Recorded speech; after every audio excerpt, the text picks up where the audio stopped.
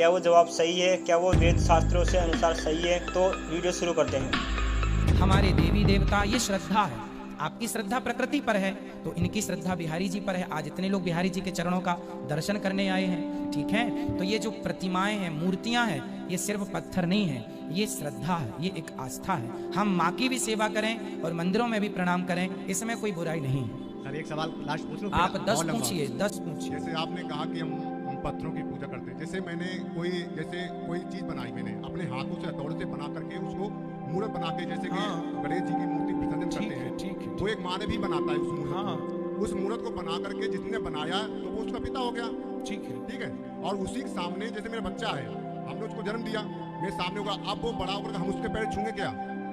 जिसको बनाया उसी के पैर, मैंने जिसको जन्म दिया उसी के पैर छूना तो बेकार है ना। देखो तर्क जो है ना, तर्कों की भी एक मर्यादा होती है इसी मर्यादा में सर मैं बोल रहा हूं कि कौन सा तर्क करने योग्य है, कौन सा तर्क करने योग्य नहीं है। अब आपने कहा जो मूर्तिकार होता है ना बेटा, वो सिर्फ मूर्ति बनाता है, उसने उसको मतलब रूप दिया, ये रूप दिया, रूप दिया।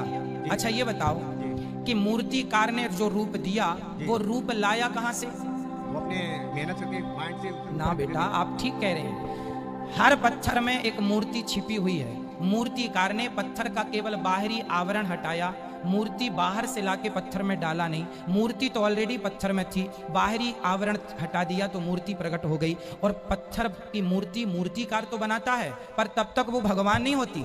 जब मूर्ति को ला करके वेद मंत्रों के द्वारा उसकी प्राण प्रतिष्ठा कराई जाती है, तब वो भगवान होते हैं ना बेटा। अच्छा, हमको सिखा रिया है। तो दोस्तों आप देख सकते हैं कि इस व्यक्ति के चेहरे पर साफ साफ दिख रहा है कि इस व्यक्ति को इसके सवालों का जवाब नहीं मिला है। अनिरुद्ध आचार्य जी ने सवालों को घुमाकर गलत तरफ पेश करके इस श्रद्धालु को भ्रमित कर रहे हैं और सवाल का जवाब न देकर अलग बात बना रहे हैं। है वो सिर्फ मूर्ति है, अभी वो भगवान नहीं है। अभी वहां पे कोई माथा नहीं झुकाएगा, अभी वहां पे कोई जल नहीं चढ़ाएगा जब तक उसकी प्राण प्रतिष्ठा, मतलब ये होता है प्राण डालना, ये मंत्रों के द्वारा है। मरे हुए आदमी को आप कहते हैं ये मर गया।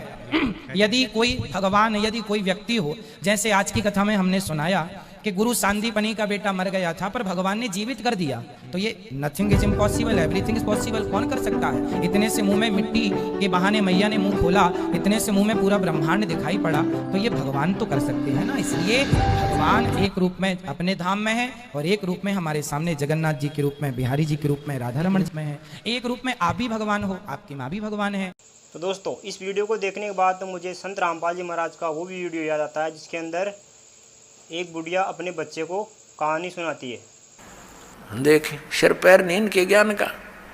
ये तो ऐसी कथा है इनकी जैसे एक दादी माँ अपने पोत्र पोत्रियों को शाम के समय सुलाते समय कथा सुनाया करती।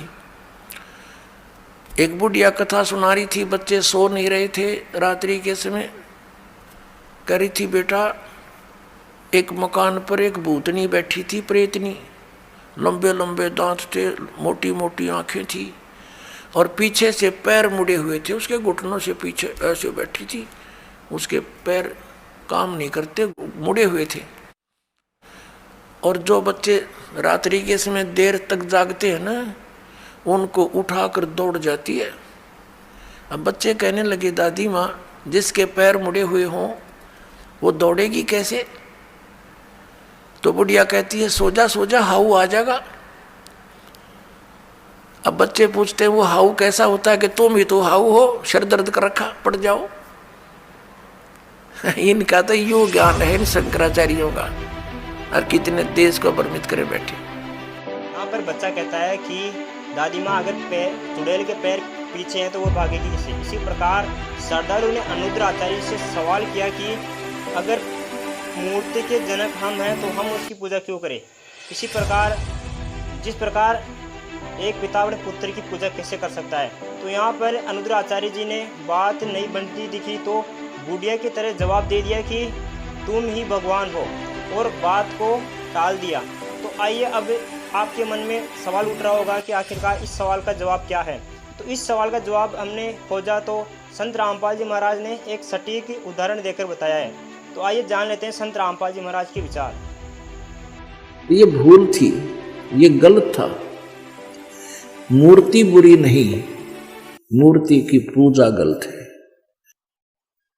पुण्यात्माओं, परमात्मा ने ऐसी गहरी और गूढ़ रहस्य की वाणियां हमें सुनाई हैं, बोली हैं, लेकिन इन काल के दूतों ने परमात्मा तक हमें नहीं पहुंचने दिया। नकली संतों, ऋषियों, महर्षियों ने। इसलिए परमेश्वर ने स्वयं आना पड़ता है।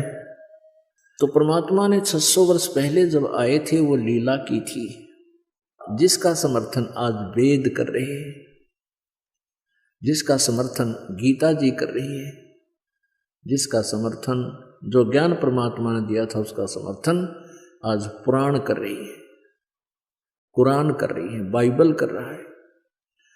तो पुण्यात्माओं, आज हम अपने भगवान को पहचान लेंगे। पहले हमारे को किसी ने कुछ भगवान बता दिया, एक मिट्टी का रख दिया कोई खिलौना सा, ये तेरा भगवान, हमने वो ही मान लिया, क्योंकि हमें परमात्मा की चाह थी, आज भी है। अब जैसे मूर्ति रख दी भगवान की, श्री कृष्ण जी की, विष्णु जी की, तो हमने स्वीकार कर लिया। विष्णु जी के गुणगान उन्होंने सुनाए, हमें मान लिया। कहाँ से सुनाए उन्होंने विष्णु जी और ब्रह्मा शिव जी के गुण कहाँ से सुनाए? विष्णु पुराण से विष्णु जी के, शिव पुराण से शिव जी के। तो किसी ने बताया कि भगवान की मूर्ति है, इसी की पूजा से तेरा मोक्ष हो जाएगा, हमने वो भी शुरू कर दिया। ये भूल थी, ये गलत था। मूर्ति बुरी नहीं, मूर्ति की पूजा गलत है। मूर्ति का होना अनिवार्य है। मूर्ति से हमें प्रेरणा मिलती है। जैसे हम किसी सूरवीर की मूर्ति देखते हैं, चित्र देखते हैं, और उनके गुणों से हम परिचित होते ही हैं, तो गुणों से परिचित होने से उसकी मूर्ति देखते ही हमारे अंदर भी वैसा ही भाव बन जाता है। जैसे हम सेब की मूर्ति देखते हैं, आम का चित्र देखते हैं, आम की मूर्ति देखते हैं, तो हमारे अंदर उसके गुणों का ज्ञान होते ही उसको पाने की भी इच्छा बढ़ जाती है। तो ऐसे ही जो मूर्ति भगवान की, विष्णु जी की, शिव जी की, कृष्ण जी की, राम जी की, हमारे को हम जिसकी पूजा करते थे वो पूजा नहीं करनी थी। उसकी पूजा से हमें कोई लाभ नहीं होना था मूर्ति की। हमने उस मूर्ति वाले भगवान को पाना है। उस मूर्ति वाले भगवान को पाने से हमें उसके गुणों का गुण प्राप्त होंगे, उससे लाभ प्राप्त होगा। जैसे आम की मूर्ति है, सेब की मूर्ति है, हमने उस मूर्ति की पूजा से कोई लाभ नहीं होगा। वो तो इतना ज्ञान करा देगी कि ये सेब है, ये आम है, ये मीठा होता है, इसके ये गुण है। अब मूर्ति वाले सेब को ढूंढना पड़ेगा, ओरिजिनल को, तब हमारा पेट भरेगा। तो कबीर परमात्मा जी मूर्ति के विरोधी नहीं थे, मूर्ति पूजा के विरोधी थे। इन ढीठ लोगों ने हमें इतना रूढ़िवादी बना दिया कि हम केवल मूर्ति की ही उसी का घंटी वंटी बजा के, उसके तिलक तिलक ला के श्रृंगार करने में लागे रहते। इतना उसके श्रृंगार में लाग गए, इतना ठीक है, खराब हो रही हो तो पोछा मार दे, कपड़ा साफ करके प्रणाम करो मूर्ति को, क्योंकि भगवान को उस मूर्ति को प्रणाम कर, परमात्मा को प्रणाम होता है। ये श्रद्धा हमारी बनती है, भाव बनता है। लेकिन पूजा और सत्कार में अंतर होता है। पूजा और सत्कार में बहुत अंतर होता है। तो ऐसे हमने पूजा नहीं करनी, सत्कार करने से हमारे अंदर विनम्रता बनी रहेगी। भगवान सामने दिखाई दें जैसे मूर्ति है, और सामने भगवान ही आ जाए तो हमारा ऐसे ही भाव रहे जैसे मूर्ति नहीं, ये परमात्मा आखड़े हुए। लेकिन लाभ मिलेगा भगवान से ही। वो मिलेगा कैसे परमात्मा? उसके पाने की वे ऑफ वर्शिप गीता जी में बहुत अच्छी वर्णित है। जैसे गीता जी अध्याय नंबर 8 के श्लोक नंबर 13 में कहा, गीता ज्ञानदाता ब्रह्म कहता है मेरी पूजा करनी है, मेरा केवल एक ओम मंत्र है, बस, नथिंग एल्स। और 8वें अध्याय के 3 श्लोक में जिस परम अक्षर ब्रह्म के बारे में बताया है उसकी पूजा करनी है, तो 17वें अध्याय के 23वें श्लोक में कहा कि ओम तत्सत इति निर्देश है ब्रह्म त्रिविध समर्थ है। उस परमात्मा के यानी परम अक्षर ब्रह्म के पाने का ओम तो सीधा ही क्लियर है, स्पष्ट है, और तत् और सत ये दोनों सांकेतिक गुप्त हैं। ये दास बताएगा, वास्तविक ये कोड वर्ड है। तो ओम और तत् ये दो अक्षर मिलकर के सतनाम बन जाता है। ये सतनाम कोई जाप करने का नहीं है। और ये ओम ब्रह्म का जाप है, ये तत् सांकेतिक जो दास बताता है, जिसको सतनाम प्राप्त है उनको पता है। ये परब्रह्म का जाप है, यानी अक्षर पुरुष का जाप है। और सत ये परम अक्षर ब्रह्म का जाप है, यानी ये गुप्त है, ये कोड वर्ड है, ये दास बताएगा। हमने उस परमात्मा को पाना है, मूर्ति से कोई लाभ नहीं होगा। हमने उस परमात्मा को पाना है जिसकी हम खोज कर रहे हैं, जिससे हमें पूर्ण लाभ होगा। अब गीता ज्ञान दाता कहता है कि तू सर्वभाव से उस परमेश्वर की शरण में जा जिसकी कृपा से तू परम शांति और शाश्वत स्थान यानी सतलोक को प्राप्त होगा।